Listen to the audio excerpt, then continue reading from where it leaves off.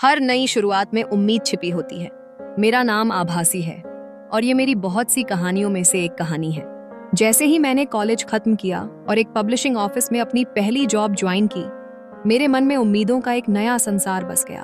आंखों में चमक, दिल में सपने और माथे पर एक छोटी सी लाल बिंदी मुझे अपने लक्ष्य की ओर ले जा रही थी।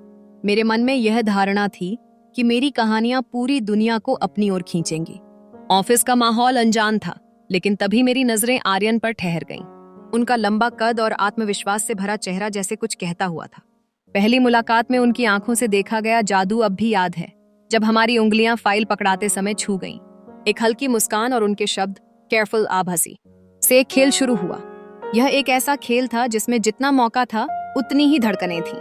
उनकी फुसफुसाहटें मीटिंग्स में, हाथों का अनछुआ छूना और बारिश में मेरा पल्लू संभालना, यह सब मेरे दिल के तारों को छेड़ने लगे।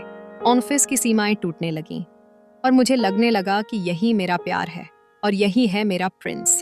लेकिन एक शाम मैंने उस रिश्ते की सच्चाई को देखा, जब मैंने उन्हें किसी और लद्दकी के साथ पाया।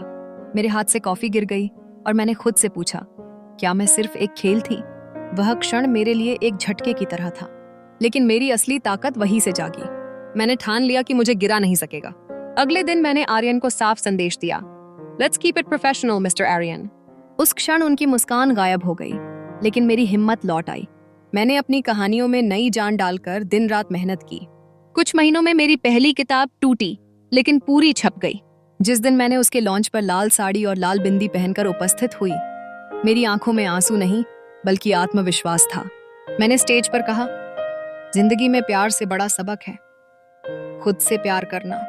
उस दिन मैंने समझा कि मैं अब किसी के कहानी का अध्याय नहीं हूँ, बल्कि सबकी प्रेरणा बन गई हूँ।